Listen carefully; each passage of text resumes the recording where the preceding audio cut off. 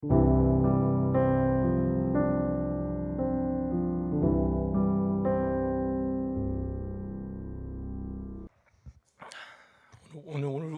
울 거냐고 누가 물어봤는데 자폭했습니다. 저 울보라고. 네. 울보입니다. 제가 좀 원래 눈물이 많은 편이라. 네. 하지만 오늘 설교는 잘 준비했으니까 오늘 말씀 잘 전하도록 하겠습니다.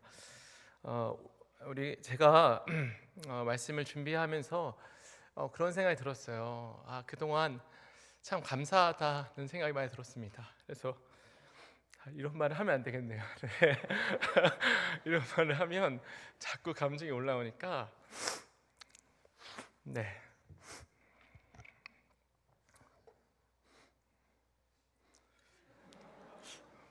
목사님이 아까 오른쪽 거 드셨던 것 같은데. 네.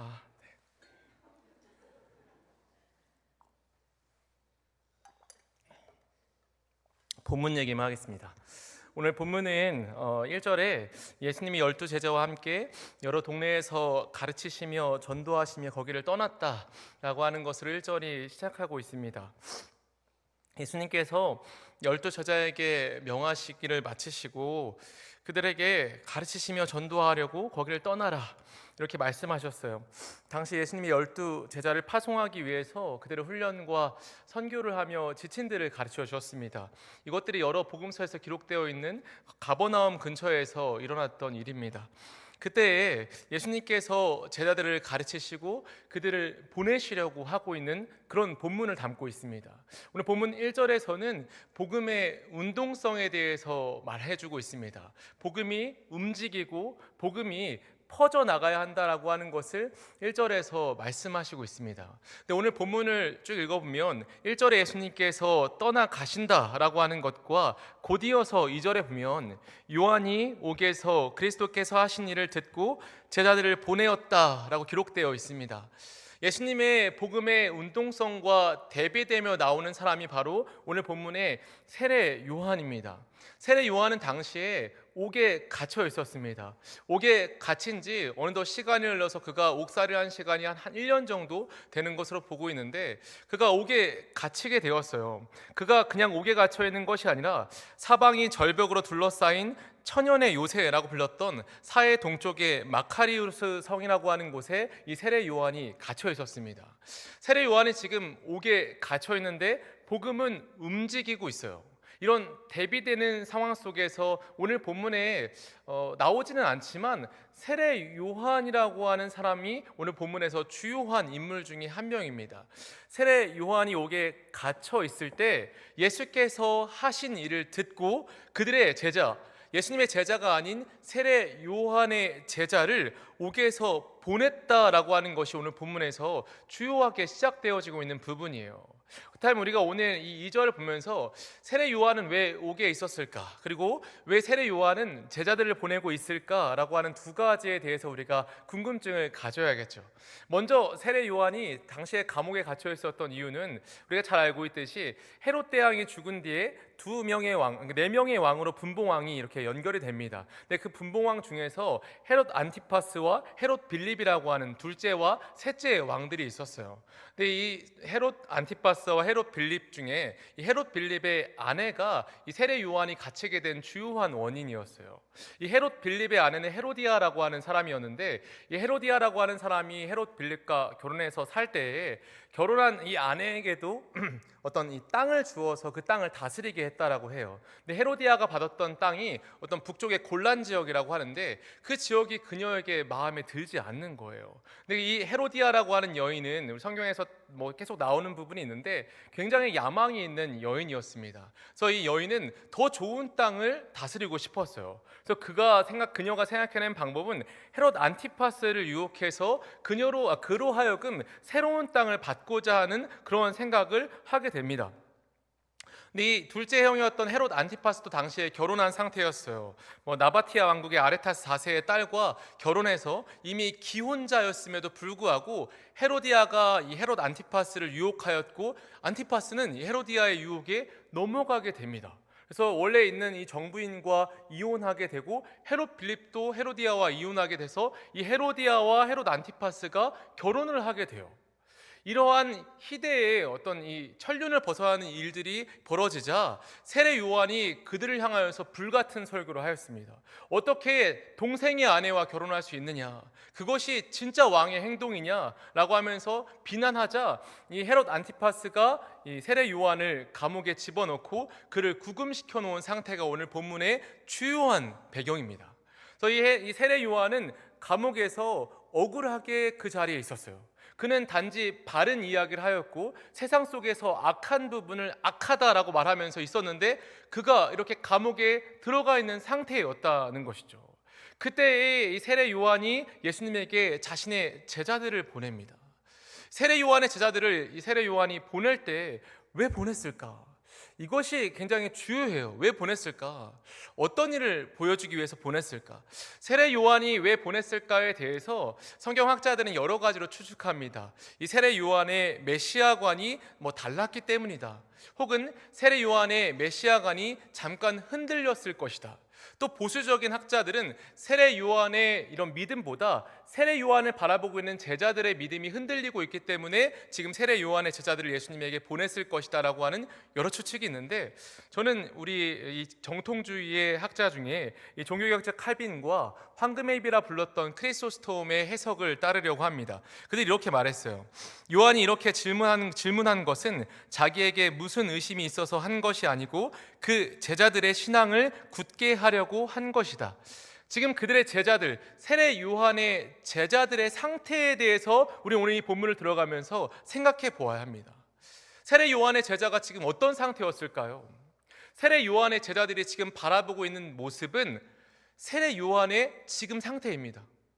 바른 말을 하였고 이 정치를 바로잡으려고 했고 그가 하고자 했던 일을 하려고 바른 말을 하였는데 감옥에 들어가 있는 이 세례 요한을 바라보면서 세례 요한의 제자들의 마음속에는 어떤 이런 부딪히는 게 있었던 거예요. 예수님이 정말 메시아라면 어떻게 우리의 스승 세례 요한조차 감옥에서 빼내줄 수 없을까라고 하는 현실적인 문제가 그들의 눈앞에 있었습니다. 당시 세례 요한은 어떤 사람이죠? 세례 요한은 예수님이 오시기 전에 태어나서 예수님이 오실 때에도 예수님에게 세례를 베풀었던 사람입니다. 예수님이 오실 때에 보라 세상 죄를 지고 가는 하나님의 어린 양이로다 라고 말하고 자신은 쇠하여야 하겠고 그는 흥하여야겠다라고 분명히 말했고, 그리고 예수님께서 이 사역을 시작하시는 시점을 보면 이 마태복음 4장 12절에 보면 예수께서 요한이 잡혔음을 들으시고 라고 분명히 말해요. 예수님이 요한이 잡혔다는 것을 듣자마자 이어서 4장 17절에 보면 이때부터 예수께서 비로소 전파하여 이르실 때 회개하라 천국이 가까이 왔느니라 하시더라 라고 말합니다. 세례 요한의 역할이 분명히 있었고 세례 요한의 역할이 마치자 예수님께서 마치 바통을 이어받듯이 예수님의 사역을 시작하세요. 그때부터 죄인들과 또한 이런 병자들과 함께하면서 그들을 고치시는 사역을 분명히 해 나갑니다. 근데 이 세례 요한의 제자들은 지금 이러한 예수님의 모습보다 그들의 눈앞에 보이는 이런 세례 요한의 지금 상태가 그들의 마음속에서 굉장히 부딪히고 있었어요. 그들의 신앙이 흔들리고 있었을 거예요. 예수님이 메시아라고 세례 요한이 말하는데 어떻게 메시아가 이 땅에 왔는데 내 주인, 내 스승이 감옥에 있는 그분을 빼내주지 않을까? 그들의 눈앞에 있는 문제는 우리가 생각하는 것보다 훨씬 더 컸던 것 같아요. 그래서 세례 요한이 그들을 예수님께로 보냅니다. 그리고 그 제자들이 예수님에게 하는 질문이 무엇이죠? 바로 3절이죠. 우리 3절 말씀 같이 한번 읽어볼까요? 시작. 예수께 여짜오되 오실 그이가 다른 일을 기다리오리까. 아멘. 세례 요한의 제자들이 지금 예수님에게 물어보는 것은 분명히 의심이 가득하죠. 당신이 진짜 메시아가 맞습니까? 당신이 메시아라면 어떻게 나의 스승조차 빼내주지 못합니까? 우리가 지금 그렇게 스승이 정당한 일을 하다가 감옥에 가 있는데 어떻게 우리 스승은 감옥에 있고 당신은 복음을 전하며 이렇게 돌아다니십니까? 이러한 부분에서 굉장히 부딪혔을 거예요. 그래서 오늘 본문의 마지막 6절에 보면 이렇게 나와 있지 않습니까? 누구든지 나로 말미암아 실족하지 아니하는 자는 복이 있도다 하시니라. 아멘. 예수님께서 오늘 이 본문을 통해서 2차 저차 이야기를 하시면서 마치는 이야기는 누구든지 나로 인해서 나에 대한 어떤 다른 생각들로 실족하지 않는 자는 복이 있다라고 분명히 기록하고 있습니다. 오늘 본문을 통해서 세례 요한의 제자들에게 예수님께서 하시고자 하는 말씀은 지금 너희의 눈앞에 있는 문제가 아니라는 거예요. 세례 요한이 감옥에 갇혀 있는 그 현실, 감옥에 갇혀 있는 그 모습 자체가 문제가 아니라고 하는 것을 말씀해 주고 있습니다. 사랑하는 충신의 성도 여러분, 제가 오늘 여러분들과 이 마지막 이임 설교를 다루면서 무엇을 다룰까 참 고민을 많이 했습니다. 그러면서 오늘 이 본문을 생각하며 준비한 것은 우리의 삶 가운데 당면한 문제, 우리의 고민거리 가운데 우리가 갇혀 있을 때가 너무나도 많다는 사실이에요. 누군가가 아파서 혹은 내 문제가 너무 커 보이고 내 경제적인 문제나 인간적인 문제가 우리의 삶 가운데 그런 문제가 닥칠 때면 그 문제가 너무 커 보여요. 그래서 그 문제를 하나님께 가지고 와서 기도하며 하나님 이것 좀 해결해 주세요 라고 하지만 해결되지 않을 때가 더 많던가요? 아니면 해결되는 때가 더 많던가요? 저는 해결되지 않을 때가 더 많은 것 같아요. 어떤 병 때문에 기도한다고 그것이 싹 낫고 막 이렇게 막 뛰어다니면서 20대처럼 막 다닐 수 있습니까? 인간의 이런 삶 속에서 변하지 않는 법칙과 이런 변하지 않는 그런 원리들이 있습니다. 그것들이 벗어나기가 참 어려워요. 그래서 우리는 우리의 삶 가운데 문제의 연속의 삶을 살아가고 있습니다. 근데 오늘 이 본문에서 예수님께서 말씀하실 때 세례 요한이 그들의 제자들이 온통 그들의 눈과 그들의 마음 속에 있는 왜 내 주인은 지금 내 스승은 그곳에 갇혀 있을까라고 하는 그 고민이 있을 때 그때 예수님께서 저와 여러분들에게 하시는 말씀이에요. 그런 고민들로 가득 차 있을 때 우리에게 하시는 말씀이 바로 4절과 5절 말씀이죠. 우리 4절과 5절 말씀 같이 한번 읽어볼까요? 시작. 예수께서 대답하여 이르시되 너희가 가서 듣고 보는 것을 요한에게 알리되 맹인이 보며 못 걷는 사람이 걸으며 나병한 자가 깨끗함을 받으며 못 듣는 자가 들으며 죽은 자가 살아나며 가난한 자에게 복음이 전파된다 하라. 아멘. 복음이 전달되면 그 복음은 능력이 있는데 그 능력에 대해서 예수님께서 세세하게 말씀하십니다. 맹인이 보며 못 걷는 사람이 걸으며 나병한 자가 깨끗함을 받으며 못 듣는 자가 들으며 심지어 죽은 자가 살아난다. 가난한 자에게 복음이 전파된다. 할렐루야. 아멘. 예수님은 복음에 대해서 분명히 설명해 주세요. 근데 여러분 오늘 이 본문이 굉장히 흥미로운 사실이 있어요. 배경을 보면 오늘 예수님께서 이 복음에 대해서 이 글을 가져오면서 인용한 건 이사야 61장의 말씀입니다. 이사야 61장 1절 말씀을 제가 좀 방송실에 부탁을 했는데 1절 말씀 같이 한번 읽어볼까요? 시작. 영이 내게 내리셨으니 이는 여호와께서 내게 기름을 부으사 가난한 자에게 아름다운 소식을 전하게 하려 하심이라. 나를 보내사 마음이 상한 자를 고치며 포로된 자에게 자유를 갇힌 자에게 노임을 선포하며. 아멘. 이사야 61장과 그대로 뒷부분을 좀 띄워놔 주시면 이사야 61장을 보시고 오늘 본문에 예수님께서 복음의 핵심으로 말씀하신 5절의 말씀과 비교해 보면 맹인이 보며 못 걷는 사람이 걸으며 나병한 자가 깨끗함을 받으며 못 듣는 자가 들으며 죽은 자가 살아나며 가난한 자에게 복음이 전파된다 라고 하는 이 말씀이 이사야 61장에 보면 가난한 자에 대한 것이 언급되어 있고 그리고 이 포로된 자, 마음이 상한 자, 포로된 자, 특별히 포로되었다라고 하는 것을 오늘 풀어서 병에 대해서 여러 가지로 이야기하시면서 마치 어떤 이런 맹인과 같고 못 걷는 자와 같고 나병한 자 같고 못 듣는 자, 죽은 자와 같은 어떤 병에 포로된 자가 자유함을 입는다라고 하는 것을 말씀하셨는데 여러분 이사야 61장에서 유독 말씀하시지 않은 것이 있습니다. 그것이 무엇이죠? 뒷부분이에요. 갇힌 자에게 노임을 선포하며 이 부분입니다. 예수님께서 오늘 복음의 성격을 이사야 61장을 분명히 전제해 놓고 설명하실 때 분명히 이 모든 것들을 다 설명할 수 있었어요. 그런데 유독 뒷부분 갇힌 자에게 노임을 선포한다는 것을 인용하지 않은 이유가 무엇일까요? 지금 이 제자들의 마음과 제자들의 어떤 이 마음의 상태 가운데는 갇힌 나의 스승 세례 요한이 풀려나는 것이 마치 복음과 같고 이런 복음의 성격을 설명해 준 것과 같이 그들이 가장 당면한 문제였기 때문이에요.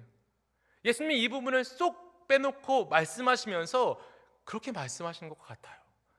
너희의 삶 가운데 문제들이 많고, 너희의 삶 가운데 상황과 너희가 바라든 바라지 않든 너희의 삶에 오는 많은 문제들이 있다. 그 문제들이 해결되어지는 것, 그 문제들이 해결되어지는 것만이 너희에게 복음이 아니라고 하는 것을 말씀하고 싶어 하시는 거예요. 오히려 진짜 문제는 그 문제 이면에 있는 우리의 내면, 우리의 영, 우리가 복음을 정말로 진실로 받아들이고 있는가, 복음의 능력으로 살아가고 있는가라고 하는 부분을 우리에게 묻고 있다는 것입니다. 저는 이 충신교회에서 사역하면서 참 고민을 많이 하며 살았어요. 다음 주에 무슨 말씀을 전할까? 또 어떤 말씀을 전하면 좋을까?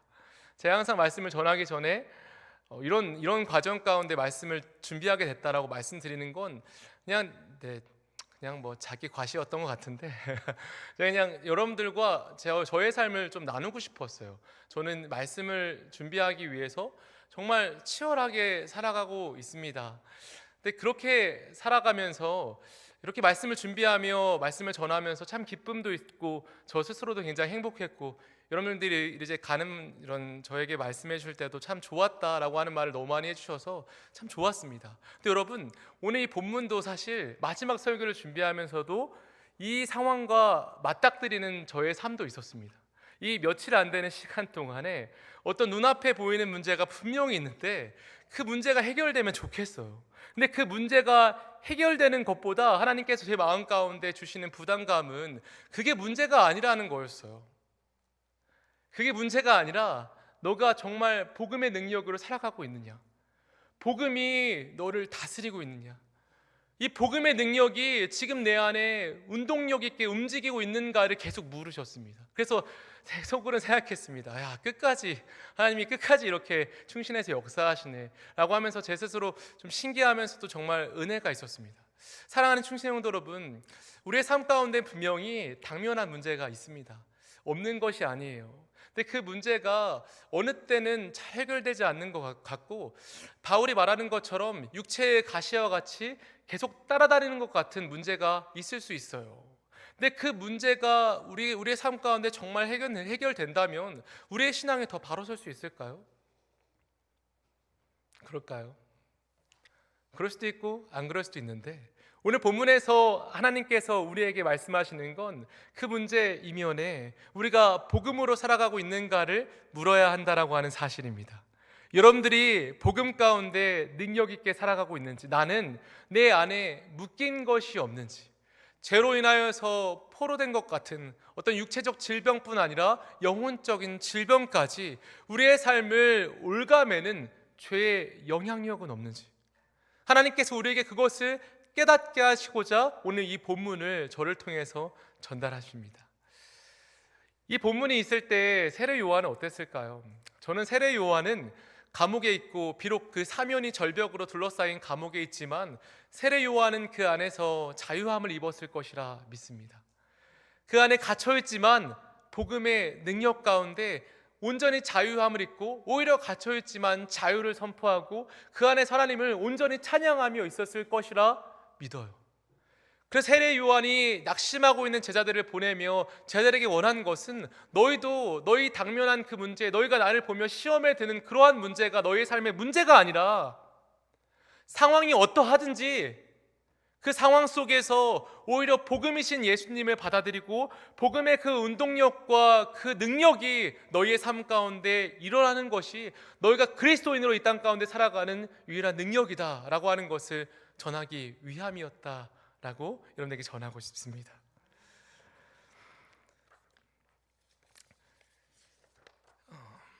오늘 본문에서 하나님께서 우리에게 말씀하시는 것이 있죠.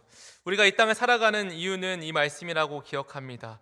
갈라디아서 2장 20절, 내가 그리스도와 함께 십자가에 못 박혔나니 그런즉 이제는 내가 사는 것이 아니요 오직 내 안에 그리스도께서 사시는 것이라. 이제 내가 육체 가운데 사는 것은 나를 사랑하사 나를 위하여 자기 자신을 버리신 하나님의 아들을 믿는 믿음 안에서 사는 것이라. 아멘. 우리가 살아가는 이유는 예수 그리스도를 믿는 믿음 때문에 살아갑니다. 예수 그리스도를 믿는 믿음이 우리의 삶의 모든 문제를 해결해 주는 것을 보증해 주는 것은 결코 아닙니다. 우리가 어떠한 상황에 처해 있든지 우리 안에 있는 예수를 신뢰하고 예수를 믿는 그 믿음 안에서 살아가는 것을 우리는 매일마다 점검해야 합니다. 우리의 눈앞에 있는 문제를 바라보기보다 내 내면의 상태를 바라보아야 합니다. 문제를 바라보라라고 하는 마귀의 속삭임을 뒤집어서 난 내 내면을 바라보아야 해. 내 내면이 지금 복음으로 움직이고 있는지를 끊임없이 바라보아야 해라고 하는 이 마음의 다잡음이 우리의 삶 가운데 있어야 할 줄로 믿습니다. 우리 충신의 모든 성도들의 마음과 중심에 그 마음이 있다면 하나님께서 우리의 심령 안에 하나님의 은혜로 날마다 함께 하실 줄 믿습니다. 그리고 오늘 이 본문 이사야 61장 1절의 말씀, 여러분, 한 가지 어떤 이 복음의 이 레이기에 나타나 있는 한 가지 일을 가리켜요. 61장 2절 말씀 좀 띄워주시겠습니까? 2절 말씀 우리 같이 한번 읽어볼까요? 시작. 여호와의 은혜의 해와 모든 슬픈 자를 위로하되. 아멘. 이사야 61장 2절, 이 이사야 61장 1절은 이 여호와의 은혜의 해를 의미해요. 여호와의 은혜의 해는 성경적으로 희년을 말합니다. 희년은 50번에 한 번씩 돌아오죠. 희년이 되면 모든 종들은 자유함을 입고 그리고 모든 땅들은 원래의 주인으로 돌아갑니다. 희년이 되어지면 하나님의 주권이 온전히 세워집니다. 오늘 이 복음이 선포되어지는 것 또한 우리가 이 문제 이전에 우리의 내면을 복음으로 다잡는 것은 결국 하나님의 주권의 문제입니다. 우리 마음속에 여호와의 날, 모든 것이 다 뒤집어져서 오직 여호와의 것으로 완전히 돌아오며 하나님의 통치가 온전히 이루어지는 희년과 같이 우리의 마음 가운데 그런 마음이 있는가? 오직 주님께 모든 것들을 다 올려드리는 희년과 같이 교회 예배를 드리면 예배 가운데에 주님의 주권이 세워지고 있는지, 우리의 마음이 복음으로 우리의 영적 상태가 그의 주권으로 세워지고 있는지, 우리가 교회에 와서 예배를 드리면 우리가 어떤 생각으로 하나님 내 생각대로 대주세요라고 하는 그런 기도로 나아가는 것이 아니죠. 주님 뜻대로 하소서.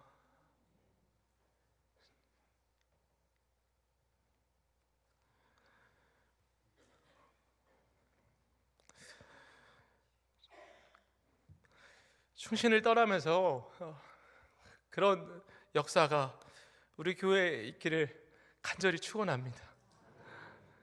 그의 주권이 우리 교회 가운데 세워져서 하나님께서 우리 심령 안에 희년과 같이 예배를 드릴 때마다 하나님의 주권으로 우리의 마음의 중심이 움직여지고 예배를 드릴 때마다 온갖 죄로 묶였던 것이 풀려지고, 그래서 여호와의 날에 모든 것을 여호와께 올려드렸던 그날처럼 우리가 이 충신에서 예배를 드리고 우리가 이곳에서 은혜를 받을 때 당면한 문제에 직면하며 그 문제가 해결되기만을 간구하는 그런 초보적이고 어린 신앙이 아니라, 주님, 내 상황은 이런 상황인데 이런 상황 속에서 주님의 뜻이 온전히 이루어지기를 간절히 바랍니다. 하나님의 뜻이 이루어지면 하나님께도 저에게도 기쁨일 것 같습니다. 이렇게 살아간다면 하나님께서 우리의 삶을 기쁘게 받으시지 않을까요? 저도 충신에서 이제 사역을 이제 마무리하며 이제 또 다른 사역지를 갈 때 이런 마음으로 사역하려고 합니다. 하나님이 함께 하셨던, 이제 해야 되는데, 그죠?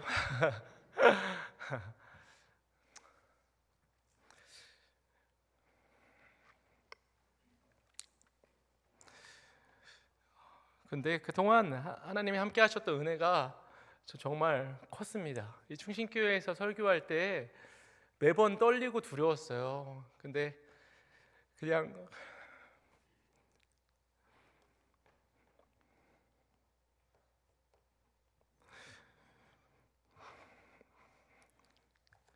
그렇게 기도했습니다. 하나님, 사랑하시는 영혼들이 앞에 있으니까 하나님, 사랑하시는 영혼들에게 주의 말씀 전해주세요 라고 하는 마음으로 올라왔습니다. 하나님이 정말 사랑하시는 충신의 성도 여러분, 우리가 교회에 오고 이렇게 자리에 앉아 있는 이유와 목적은 우리의 만족을 위해서가 아닙니다.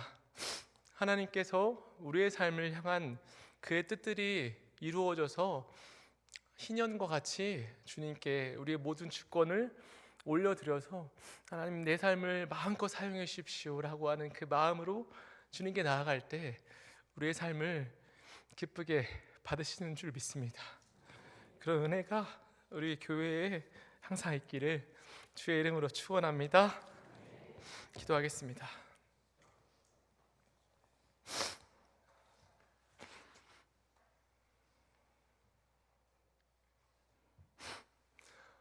하나님, 사랑하는 아버지 하나님,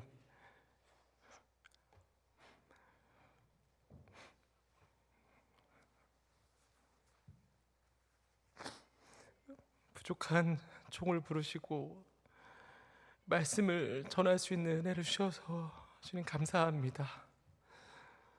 말씀을